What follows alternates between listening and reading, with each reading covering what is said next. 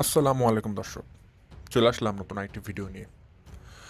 দর্শক, আমার আজকের ভিডিওতে আপনারা কিন্তু দুর্দান্ত অনেকগুলো ইনফরমেশন জানতে পারবেন। তার মুখ্য কারণ, আজকে আপনাদেরকে আমি যে সমস্ত বিষয় সম্পর্কে বলবো সেগুলো কিন্তু আসলে আপনাদের জানার কথা না। এর মধ্যে একটা জিনিস খুব বেশি ট্রেন্ডিং, কারণ এই জিনিসটা আপনারা নিজেরাই সবাই বুঝতে পেরেছেন, আপনারা প্রচুর পরিমাণে কমেন্ট করছেন এবং সব দর্শকরা বলতে পারেন এক সুতাতেই গেঁথে গেছেন। সেই জিনিসটা হচ্ছে মিমকে নিয়ে। মিমকে নিয়ে হঠাৎ করে এই রাজ শারমিনের বিষয়ে কেন প্রশ্ন উঠবে, এবং দেখলাম দর্শকরা সবাই কিন্তু একই জিনিসই ধরতে পেরেছে। মিম এত খুশি কেন? এতদিন মিম তো খুশি ছিল না, হঠাৎ করে মিমের খুশির কারণ কি? এই খুশির কারণটা আজকে আমি আমার পন্থায় বলার চেষ্টা করব। কিন্তু আমার ভিডিওর মূল বক্তব্য আসলে মিমকে নিয়ে না, সেটা হচ্ছে রাজকে নিয়ে। রাজকে কি পুলিশ ধরে নিয়ে গেছে? রাজ গতকালকে তো ভিডিও দেয়নি। রাজ সর্বশেষ ভিডিওতে তার যে থাম্বনেল দিয়েছে, সে ছবিতে দেখবেন দুই হাত জোর করে ক্ষমা চাওয়ার মতো করে বসে তারপর ভিডিও দিয়েছে। আসলে কার কাছে ক্ষমা চাচ্ছে? কেন বা বারবার শারমিনকে বলছে তুমি ফিরে আসো আমার সংসারে? কিসের ভয় পাচ্ছে রাজ? রাজ কি তাহলে আসলেই কোনো অপরাধ করেছে? তাহলে কি পুলিশ তাকে ধরে নিয়ে গেছে?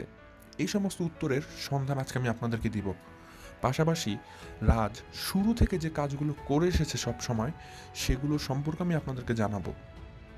এই জিনিসগুলো আসলে জানানো অনেক বেশি জরুরি, বাট খুব বেশি একটা সম্ভাবনা আছে রাজকে পুলিশ ধরে নিয়ে যাওয়ার।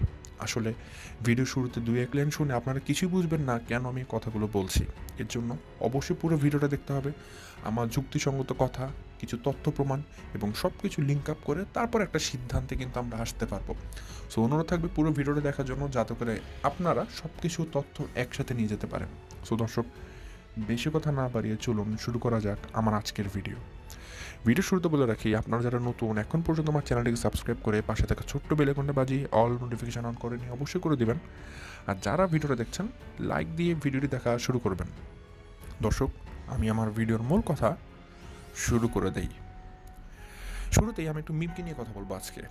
মিমকে নিয়ে কথা বলার পর আমি আমার দ্বিতীয় পোর্শনে রাজকে নিয়ে বলবো, কারণ মিমকে নিয়ে আমার কথা অনেকগুলো জমে আছে।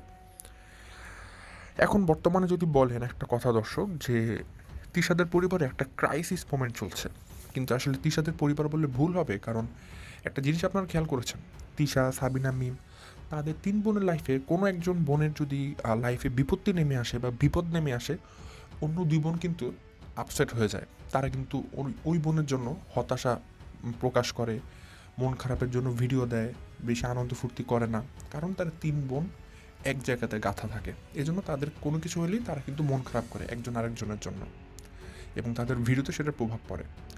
শারমিন তাদের পরিবারের মেম্বার হলেও, আত্মীয় হলেও, চাচাতো বোন লাগলেও কিন্তু তারা শারমিনকে কিছু মনে করে না। তো শারমিনের পরিবারে বা শারমিনের লাইফে যে এত বড় একটা ঝড়ঝঞ্ঝা যাচ্ছে, তিশাদের কিন্তু কিছু মনে হচ্ছে না। দেখবেন এটা নিয়ে কেউ কোনো কথা বলছে না।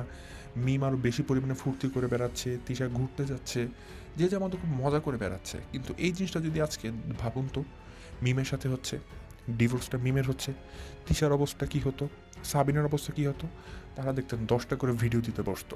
কিন্তু আজকে শারমিন বলে তারা কিন্তু এখানে পাত্তাও দিচ্ছে না, কারণ শারমিনকে নিয়ে তাদের কোনো যায় আসে না, বরং তারা শারমিনের প্রতি একটা হিংসা বিদ্বেষমূলক আচরণ সবসময় প্রকাশ করেছে। এখানে তিশা, সাবিনা তাদের কথা বাদ দেওয়া গেলেও মিমেরটা বাদ দেওয়া যাবে না, কারণ মিম কিন্তু বর্তমান সম্পর্কে শারমিনের ভাবি হয়। কিভাবে ভাবি বলা, যেমন বলতে বাবু যেহেতু শারমিনের ভাই, ঠিক আছে, সো বাবুকে যেহেতু মিম বিয়ে করেছে, সেই হিসেবে কিন্তু এখন শারমিন মিমের ননদ লাগে, মানে ননাস লাগে আর কি। এখন আপনারা মিমের ভিডিও দেখবেন, গত 3-4 দিন আগের ভিডিওগুলো দেখবেন, যখন থেকে শারমিন এবং রাজের মধ্যে যে ডিভোর্সের ঘটনা ঘটেছে, এই ঘটনার আগের ভিডিওগুলো দেখবেন। দেখবেন মিম ভিডিও দেয় তো দেয় না, তার ভালো লাগে তো লাগে না, কেমন একটা হতাশা ব্যঞ্জক ভিডিও দেয়, তার মন কেমন যেন নয় করে, পছন্দ হচ্ছে না তার। কিন্তু রিসেন্টলি যখন থেকে রাজ এই সমস্ত ভিডিও দেওয়া শুরু করেছে, দেখবেন মিমের মধ্যে ফুর্তি লেগে গেছে, তার মুখে হাসি লেগে গেছে, তার মধ্যে এত খুশি এর আগে আমরা কখনো দেখিনি। সে ভিডিও দিলে কথা বললেই হাসি মুখে কথা বলে, যেটা সে আগে কখনো বলতো না, আগে ভম্বল দাসের মতো কথা বলতো, ঠিক আছে। সো মিমের এই পরিবর্তন অবশ্যই সন্দেহের তীর মিমের দিকে নিয়ে আসবে। মিম কিন্তু শুরু থেকেই শারমিনের প্রতি অন্যরকম একটা সম্পর্ক নিয়েছিল, এবং প্রতিশোধ, মানে একটা প্রতিশোধ নেওয়ার টেন্ডেন্সি অনেকদিন ধরেই ছিল। আপনারা জানেন যখন বাবু মিম বিয়ে করে তখন অনেক ধরনের কন্ট্রোভার্সি তৈরি হচ্ছিল। সেই সময় একটা পর্যায়ে গিয়ে শারমিন সহ্য করতে না পেরে একটা ভিডিও দিয়েছিল, যে ভিডিওতে শারমিন মিম সম্পর্কে অজস্র কথা বলেছিল। এবং সেই ভিডিওর পর আমি কিন্তু শারমিনকে অ্যাপ্রিসিয়েট করেছিলাম, বাহবা দিয়েছিলাম, কারণ মিম সম্পর্কে অনেকগুলো তথ্য বের করে দিয়েছিল শারমিন। এবং এর পরপরই শুরু হয় বিপত্তি। সেদিন মিম শারমিনের কথাগুলোর কোনো প্রতিবাদ করতে পারেনি, কারণ প্রতিবাদ করবে কিভাবে? শারমিন তো কোনো মিথ্যা কথা বলেনি, যেহেতু মিথ্যা কথা বলেনি সো প্রতিবাদ করার প্রশ্নই তো আসে না। তো সেই দিক থেকে মিম খুব ভিতরে ভিতরে জ্বলছিল সেই দিন থেকে, এবং প্রতিশোধ নেওয়ার জন্য, রিভেঞ্জ নেওয়ার জন্য সময় গুনছিল। সে তার উপযুক্ত সময়ের অপেক্ষা করছিল এবং ওত পেতেছিল যখন তার সময়টা আসবে সে সাথে সাথে অ্যাটাক করবে। এবং এই উপযুক্ত সময়টা মিম এখন পেয়েছে, যখন সে দেখেছে রাদের সাথে শারমিনের সম্পর্কের একটা অধঃপতন ঘটেছে। এই সময়টাকে মিম তার অস্ত্র হিসেবে নিয়েছে এবং নিয়ে সে তার যে উদ্দেশ্য সে উদ্দেশ্য পূরণ করেছে। সেটা কি? সেটা হতে পারে শারমিনের চ্যানেল নষ্ট করে দেওয়া, সেটা হতে পারে শারমিনের সংসার নষ্ট করার পেছনে একটা ইন্ধনদাতা হিসেবে কাজ করা, অনেক কিছু হতে পারে। এবং এটা আসলেই হয়েছে, কারণ দর্শক, মিমের মধ্যে অনেক দীর্ঘকাল ধরে একটা প্রতিশোধের আগুন জ্বলছিল শারমিনের প্রতি নেওয়ার জন্য। কারণ শারমিন কিন্তু মিম সম্পর্কে অনেকগুলো কথা বলেছে যেটা অন্য কেউ আজ পর্যন্ত এভাবে বলার সাহস করেনি। এই জন্য শারমিনের প্রতি 3 বোন, তিশা, সাবিনা, মিম, 3 বোনেরই একটা ক্ষুব্ধতা ছিল। সেই রেশ ধরে সে ঝাল মেটানোর জন্যই কিন্তু এখন এই দিন আজকে দেখা লাগছে। এবং রাজ অনেক খারাপ, রাজ অনেক অন্যায় করেছে, বাট শারমিনের চ্যানেল যাওয়ার পেছনে আমি রাজের চেয়ে বেশি, আমার কাছে মনে হচ্ছে মিমের যে গুরুত্ব বা বলতে পারেন যে মিমের যে ভূমিকা সেটাই বেশি। সেখানে প্রতিশোধের একটা চ্যাপ্টার কিন্তু চলে আসে মিমকে নিয়ে কথা বলতে গেলেই। এই জন্য মিমের দিকে সন্ধ্যের তীর সবার আগে আসবে। সো এটা ছিল মিম আর শারমিনের বিষয় নিয়ে কিছু কথা। এবং মিমকে নিয়ে আরেকটা কথা বলতে চাই দর্শক, সেটা হচ্ছে গিয়ে আবদিয়া কেন্দ্রিক। দেখেছেন মিম একটা রিসেন্টলি গলার চেন বানিয়েছে, সেখানে মিম আর আবদিয়ার নাম মানে অ্যাটাচ করা ছিল, সুন্দর করে লেখা। এখন কথা হচ্ছে, এই চেনটা দিয়ে কি মিম প্রকাশ করে দিল সে আবদিয়াকে আসলে ভালোবাসে? কখনোই না। এটা দিয়ে কখনোই প্রমাণ পায় না, আবার প্রকাশ পায় না যে মিম আবদিয়াকে ভালোবাসে। কারণ দর্শক, ওই চেনটা কি সে আবদিয়াকে দিয়েছে? চেনটা বানিয়েছে ঠিক আছে, নাম লিখেছে ঠিক আছে, বাট গলায় কে পড়েছে? গলাতে পড়েছে মিম। চেনটা কিন্তু আবদিয়ার গলাতে পড়েনি, মিম তার নিজের গলায় পড়েছে, নিজের জন্য বানিয়েছে। এখন মিমের লক্ষ লক্ষ টাকা, আপনারা নিজেরা দেখছেন শারমিনের এই 20-30 হাজার ভিউতে তার 13 লক্ষ টাকা এসেছে গত 2-3 মাসে। তো সে থেকে মিমদের যে ভিউ হয় এই পরিমাণ ভিউতে তাদের কত টাকা আসতে পারে কল্পনা করুন। আমি কিন্তু আপনাদেরকে সবসময় বলেছি তারা কোটি কোটি টাকা আয় করেছে ইউটিউব থেকে, কোটি কোটি টাকা, এবং সেটা আপনারা দিয়েছেন। আমি সবসময় বলেছি, এই কথা হয়তো কেউ না বললেও আমি আপনাদেরকে বলেছি। এই জন্য এই কথা বলার জন্য অনেক ইউটিউবার আমাকে পছন্দ করে না। মনে আছে তো তানভীর এবং আরেকজন কি রাবেয়া, তানভীর রাবেয়া সম্ভবত ওই কাপল ভ্লগ, তারা বলেছিল চকলেট খাওয়ার টাকা আসে না। ইউটিউবে বসে কান্নাকাটি শুরু করেছিল ছেলে মানুষ, এবং আপনারা আমাকে মানে সার্ফ এক্সেলতে ধোয়া শুরু করেছেন, ভাই আপনি কেন মিথ্যা কথা বললেন, তাদের টাকা পয়সা কম, আপনি মিথ্যা কথা কেন ছড়ালেন, কত কথা বললেন আপনারা। আর আজকে দেখুন, ফেসবুকে যান, তানভীর রাবেয়া ওদের ভিডিওগুলো দেখুন, থুতু মেরে আসবেন সবাই, থুতু। তাদের আসল চরিত্র ফেসবুকে দেখে আসবেন কতটা নষ্টা ভিডিও তারা বানায়। সময় দিতে হয় দর্শক সব কিছুর। আমি সে সময় অপেক্ষা করেছিলাম। সবাই সবার ভুল বুঝতে পারে। যে সমস্ত দর্শক কোনো এক সময় আমাকে বকাঝকা করেছিলেন তানভীর আর রাবেয়ার মতো এত সতী সাবিত্রী মানুষকে নিয়ে রোস্টিং করার জন্য, তারাই আজকে এখন তাকে তুলোধনা করছেন। কিন্তু সময়ের সাথে সাথে কিন্তু মানুষ ভুলে যায় কোনো এক সময় আমি এগুলো বলেছিলাম, এবং আমি আপনাদের কাছে আবার সার্ফ এক্সেল দিয়ে ওয়াশড হয়েছিলাম। যাই হোক, সেগুলো আমি আর গায়ে মাখি না, কারণ আমি সবসময় চেষ্টা করি সত্য পথে থাকতে। কারণ সত্য পথে থাকলে আজকেও কালকেও আপনারা একটা সময় সত্য জানতেই পারবেন। আর দর্শক, সত্য না বলে কিন্তু কোনোদিন এই লাইনে অ্যাটলিস্ট টিকে থাকা যায় না। কারণ আমি যদি সবসময় আপনাদের সাথে মিথ্যা কথা বলি বা মিথ্যা ইনফরমেশন দিই, আপনারা নিজের একটা পর্যায়ে গিয়ে বুঝবেন যে এনার ভিডিও কী দেখবো, কিন্তু মিথ্যা কথাই বলে। বাট আজকে আপনারা কেন আমার ভিডিও দেখছেন? কারণ আপনাদের সে বিশ্বাসের জায়গাটা কিন্তু আমি এত বছর অবধি ধরে রাখতে পেরেছি, আলহামদুলিল্লাহ। তো যাই হোক দর্শক, যেটা বলছিলাম মিমের কথা, তো মিমকে দেখবেন মিম আবদিয়ার জন্য চেন বানিয়েছে ঠিকই, কিন্তু সেই চেনটা সে নিচে পড়ছে। এটার মানে কি হলো? এখন মিমে যেহেতু অনেক টাকা হয়েছে, সে একটা চেন বানিয়েছে। সে ভেবেছে টাকাগুলোকে ব্যাংকে রাখার থেকে, যেহেতু আমি তারকতার গল্প একটা ক্লেম করেছিলাম এতদিন পর্যন্ত আবদিয়ার জন্য কোনো চেন বানানো হয়নি, কিছু করা হয়নি, তো মিম চিন্তা করেছে একটা চেন বানাই, আমার সাথে এত টাকা আছে, চেনটা পরার দরকার কি, চেনটা আমি উঠিয়ে রাখি। টাকা চেন, একটা গোল্ডের চেন কিনে যদি আপনি জমিয়ে রাখেন বা উঠিয়ে রাখেন, সেটা কিন্তু একরকম আপনি টাকা উঠিয়ে রাখছেন, কারণ গোল্ড যে কোনো সময় বিক্রি করলে সে টাকা আবার রিটার্ন পাওয়া যায় কিন্তু। তো মিম কিন্তু খুব চতুর। সে দেখলো আমি আবদে নামে একটা চেন বানিয়েছি, সে কয়দিন পর পেয়েছেন, সে হয়তো উঠিয়ে রাখবে আলমারিতে। তার মানে সে কিন্তু আসলে টাকা উঠিয়ে রাখলো, মাঝখান থেকে আপনাদের কাছে একটু ভালো সাজলো। বাট এটা যদি সে আজকে আবদের জন্য বানিয়ে দিত, ন্যূনতম বলা যেত যে মিম একটা ভালো কাজ করেছে। সেই চেনটাও কিন্তু মিম তার নিজের জন্য বানিয়েছে। কুলাঙ্কার মা কিন্তু এ করেন আমরা তাকে বলি। কী পরিমাণ কৃপণতা সে, মানে সে তার সন্তানের সাথে করে। একটা মেয়ে, তার একটা মেয়ের হাতে কোনো চুড়ি নেই, কোনো গলায় চেন নেই, এটা কোনোভাবে মানা যায় না দর্শক, কোনোভাবে মানা যায় না। একটা বাচ্চা মেয়ে থাকলে বাবা মা সেই বাচ্চা মেয়েটাকে সাজিয়ে রাখে। আর মিম কী করে আবদিয়ার সাথে, আপনারা নিজেরাই একবার করে দেখতে পারবেন। তো যাই দর্শক, এটা ছিল মিমার আবদের বিষয়, শেষ করলাম মিমার শারমিনের বিষয়। এখন চলে এসে আমার মেইন চ্যাপ্টারে, সেটা হচ্ছে রাজ এবং শারমিনের দিকে। আর দর্শক, একটা কথা একটু আমি আপনাদেরকে বলে রাখতে চাই, আর রিসেন্টলি হয়তো আপনারা দেখছেন লাস্ট সম্ভবত 2-1 দিন আমি একটু আমার যে গলার টোন বা পিচ একটু কমিয়ে কথা বলার চেষ্টা করছি। তার মুখ্য কারণ হচ্ছে কি দর্শক, আমার একটু সোর থ্রোট হয়েছে এবং একটু একটু ঘন ঘনই হচ্ছে। এই সোর থ্রোট হওয়ার কারণে দর্শক আমি একটু পেন ফিল করছি, যার কারণে আমি একটু চেষ্টা করছি আমার গলার টোনটাকে একটু নরম করে রাখার জন্য, যাতে করে আমার প্রেশারটা একটু কম পড়ে। তো এতে যদি কারো শুনতে সমস্যা, আমি চেষ্টা করি যে খুব মানে স্পষ্টভাবে বলার জন্য, তারপরেও যদি একটু সুন্দর সমস্যা কারো, একটু অবশ্যই ক্ষমা সুন্দর দৃষ্টিতে দেখবেন ছোটো ভাই হিসাবে।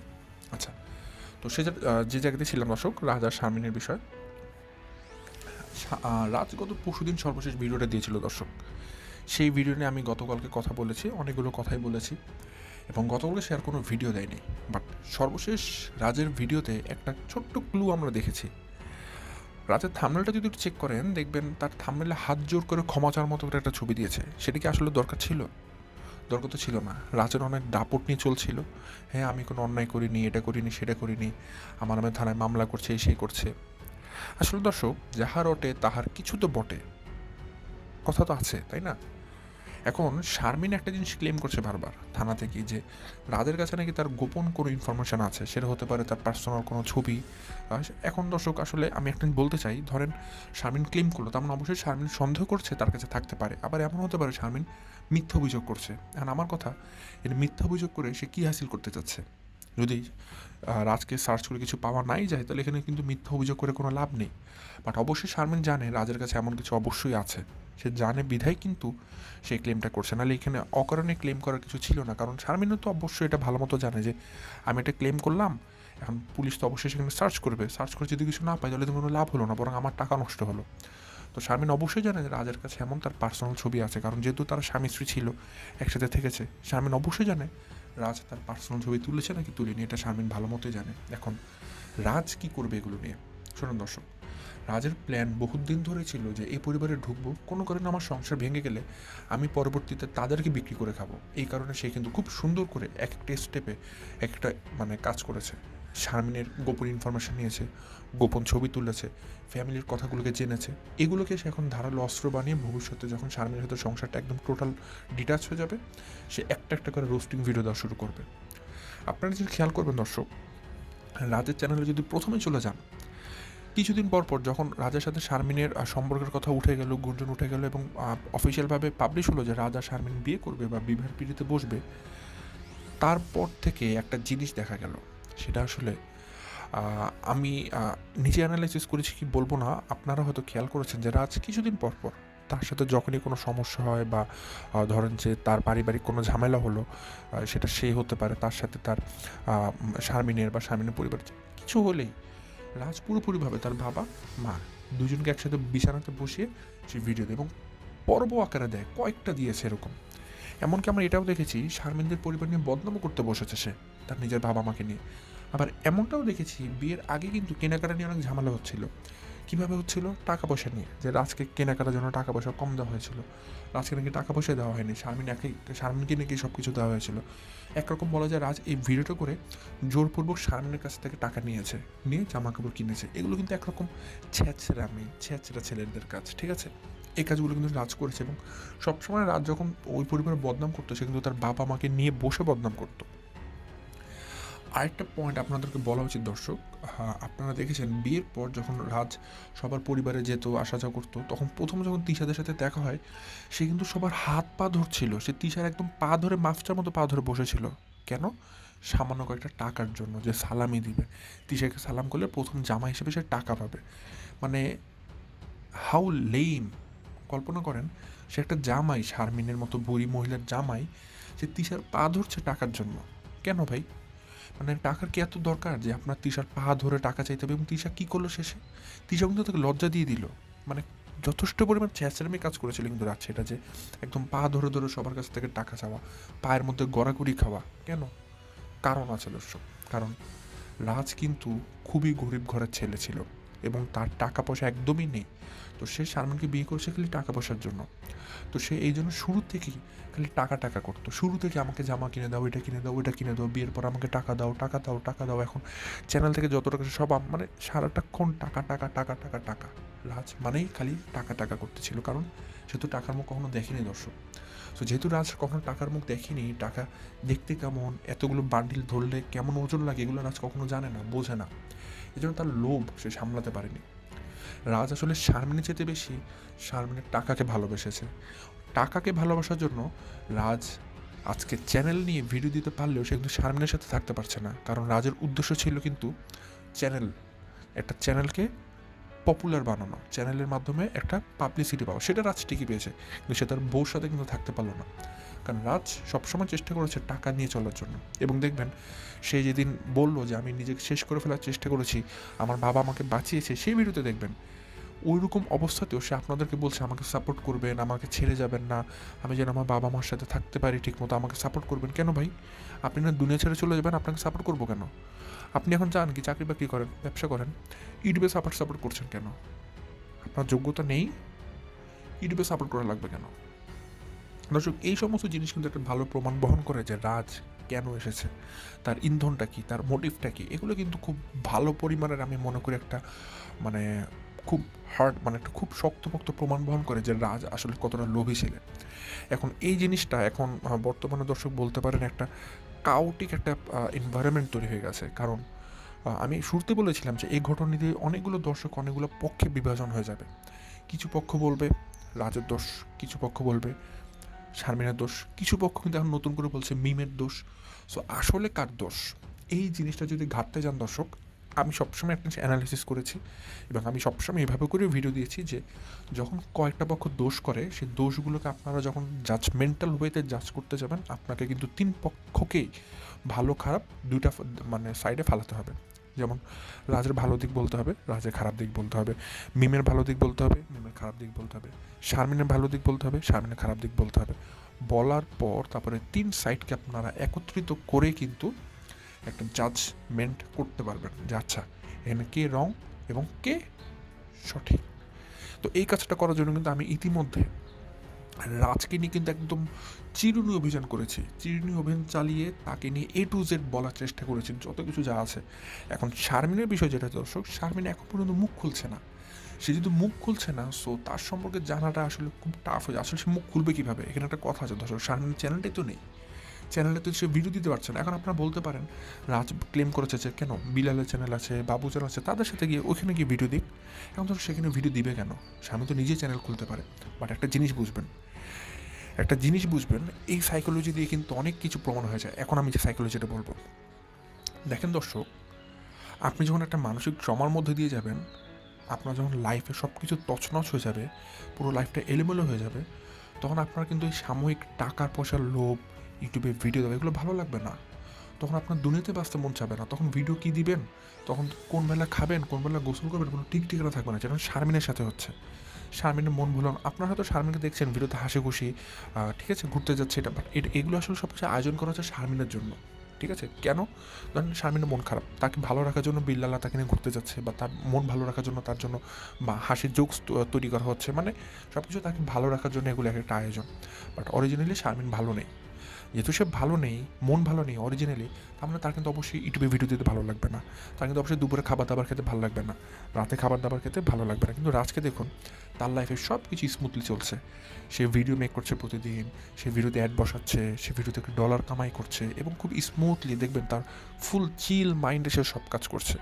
এগুলো দেখে বুঝতে পারবেন যে আসলে কে আসলে অরিজিনালি মন খারাপ করে আছে, আসলে কে দুঃখ পেয়েছে, কে আসলেই আপসেট হয়ে আছে। ঠিক আছে, রাজকে দেখলে বুঝবেন যে রাজের আসলে কিসের দুঃখ, তার কিন্তু কোনো দুঃখ নেই। সে কিন্তু চিল মাইন্ডে আছে। কিন্তু শারমিনকে দেখেন, সে এতটাই মানে একটা চাপা শোকে চলে গেছে, সে কিন্তু ইউটিউবে ভিডিও দেওয়া বন্ধ করে দিয়েছে, তার চ্যানেলটাও নেই। সে অনেক বড় শোক পেয়েছে, সে এই শোক নিয়ে সেই নতুন চ্যানেল খুলে যাবে, নতুন করে জার্নি শুরু করবে, এই শক্তিটা সে ভিতর থেকে পাচ্ছে না। তাহলে বুঝুন শারমিনের ভিতরে ভিতরে কথাটা ভেঙে গেছে। আর আজকে দেখুন সে ধুমসে ভিডিও দিয়ে যাচ্ছে এবং ডলারও কামাই করছে। এরকম ছ্যাঁচড়া ছেলের কাছ থেকে কী আশা করা যায় বলুন আপনারা। এখন দর্শক, রাজ আর শারমিনকে নিয়ে আমার সর্বশেষ ভিডিওতে হুসনে আরাপ একটা সুন্দর কমেন্ট করেছিল। আমার কাছে মনে হচ্ছে কমেন্টে যদি আমি আপনাদের সামনে না পড়ে শোনাই, এটা চরম অন্যায় করা হবে। কারণ আপনি এত সুন্দর করে এতগুলো কথা লিখেছেন, এত বড় একটা কমেন্ট করেছেন, সো এই কমেন্টটা আমি মনে করি তার সম্মানস্বরূপ অবশ্যই পড়ে শোনানো উচিত। তো আপু বলেছেন যে, প্রথমে সালামের রিপ্লাই দিয়েছেন আপু এবং বলেছেন যে মূল বিষয় হচ্ছে টাকা। শারমিনের জীবনটা এর দুই ভাই মিলে একদম ব্লেন্ডার করে দিয়েছে ওই টাকার জন্যই। রাজের সাথে বিয়ের আগে শারমিন তাদের সংসারে অনেক টাকাই দিয়েছে, এতে বিল্লালের অনেক হেল্প হয়েছে। আর বাবু লাফাঙ্গাগিরি করে বেরিয়েছে কোনো দায়িত্ব না নিয়ে। বিল্লালের বাচ্চা দুটারও শখ আবদার পূরণ করেছে। এই জিনিসটা হয়তো আপনারা সবাই খেয়াল করেছেন দর্শক, রাজ কিন্তু এই অভিযোগটাই করেছে যে শারমিন টাকা পয়সা পেলে বিল্লালকে দিয়ে দেয়, এমনকি 3 লাখ টাকা দিয়েছে, আবার জমি কেনার জন্য টাকা দিয়েছে, 13 লাখ টাকার কোনো খোঁজ খবর পাচ্ছে না। রাজের এই জায়গাটাতে মেন সমস্যা হয়েছে যে শারমিনের টাকাগুলো যায় কই, এবং শারমিন তার পরিবারকে ভালোবাসে দর্শক। সে তার পরিবারের যে তার মা ভাই আছে তাদেরকে শারমিন বড় বোন হিসেবে ভালোবাসে। যেহেতু আপনারা জানেন শারমিনের বাবা দুনিয়া ছেড়ে চলে গেছে এবং শারমিনের মা খুবই ছোট একটা পোস্টে সরকারি জায়গায় কাজ করে খুব স্বল্প বেতনে।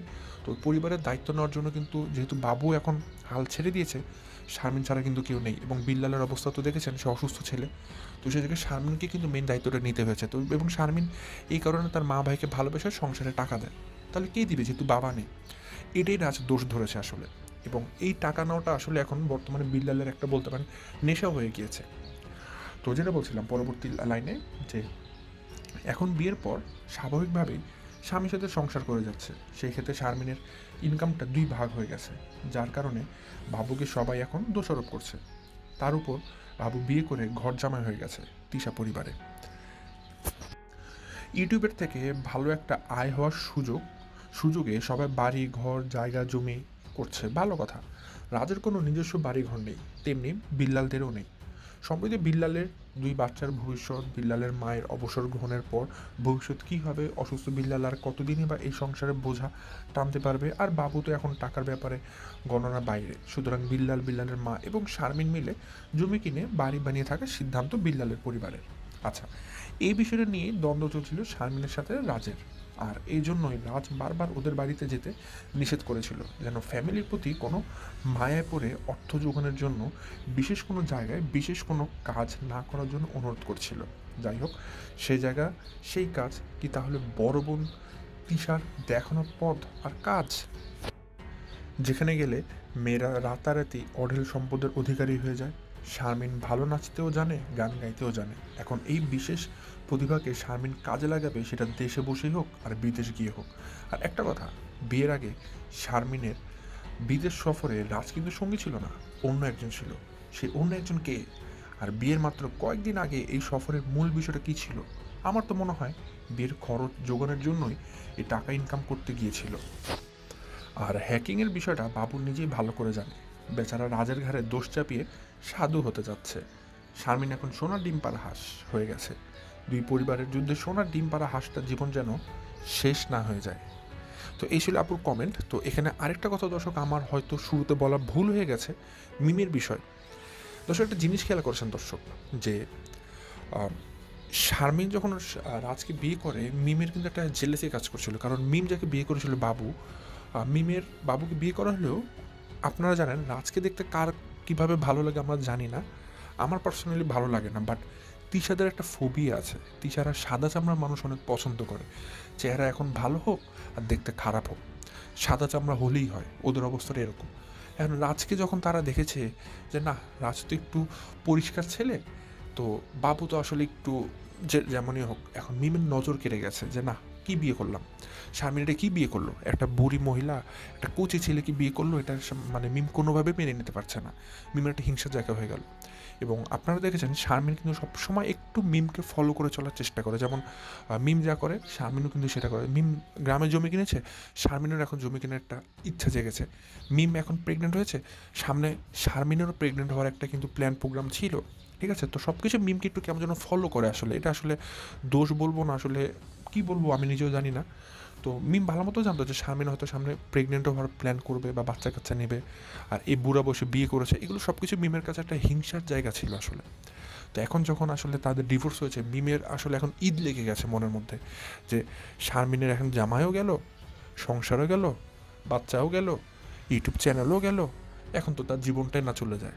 মানে এখন মিমের খুশিকে দেখে, মিম এখন আনন্দে আটখানা হয়ে গেছে। সে এখন খুশিতে মানে লাফালাফি করে দিক দিশা কোনো খুঁজে পাচ্ছে না, সে আসলে কীভাবে নাচবে। আসলে সে বেলি ড্যান্স দিবে নাকি ব্রেক ড্যান্স দিবে নাকি সোলো ড্যান্স করবে, মিম নিজেও বুঝতে পারছে না তার আসলে কীভাবে নাচা উচিত। এত খুশি মিম হয়েছে, মিম মনে তার জীবনে এত খুশি কোনোদিন হয়নি। সে এত সুখ এখন পাচ্ছে শারমিনের কষ্ট দেখে। মনে রাখবেন দর্শক, আমি একটা কথা বলে দিই, কারো দুর্যোগপূর্ণ অবস্থাতে যদি আপনি কখনো সুখ প্রকাশ করেন, মনে রাখবেন খুব শীঘ্রই আপনি কাঁদতে বাধ্য হচ্ছেন। সেটা কবে, সেটা উপর আল্লাহ জানে। মিম যদি সত্যি সত্যি মনে সুখ পেয়ে থাকে শারমিনের এই দুর্যোগপূর্ণ অবস্থা দেখে, মনে রাখবেন মিমেরও স্বামী আছে বাবু। খুব বেশি সময় লাগবে না, যখন শারমিন মিমের অবস্থা দেখে হাততালি দিবে।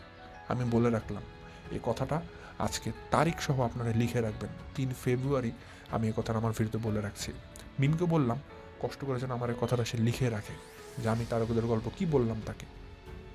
তো দর্শক, এই যে ওভারঅল যে কথাগুলো বললাম, এই সব কিছু মিলে আমার আসলে আপনাদেরকে এগুলো জানানোর ছিল।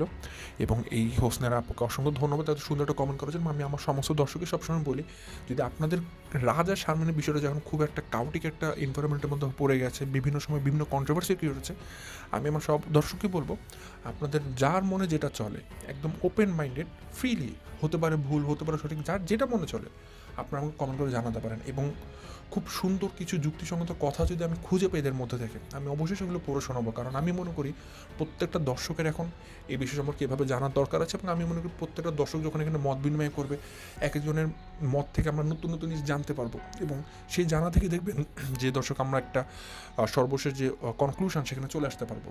যেমন আমরা বিভিন্ন দর্শকের কথার মাধ্যমে কিন্তু অনেক কিছু জানতে পারি। যেমন এই হোসনাওয়ার আপুর কমেন্টের মাধ্যমে কিন্তু আমরা আরও কিছু 2টা লাইন ভালো মতো জানতে পারলাম, যে মালয়েশিয়া বা সিঙ্গাপুর যাওয়ার কথা নিয়ে। সো এগুলো বললাম দর্শক, যে আপনারা সবাই কমেন্ট করবেন, সেই কমেন্টগুলো কিন্তু এক একজন দর্শকের মতের মাধ্যমে আমি নতুন নতুন ইনফরমেশন জানতে পারবো। সো সেগুলো আমি অবশ্যই মানে ভিডিওতে পড়ে শোনাবো। তো এই ছিল দর্শক আমার আজকের ভিডিও। আজ আর বেশি তো বাড়াচ্ছি না, এখান থেকে বিদায় নিচ্ছি। সবাই ভালো থাকবেন, সুস্থ থাকবেন। আসসালামু আলাইকুম।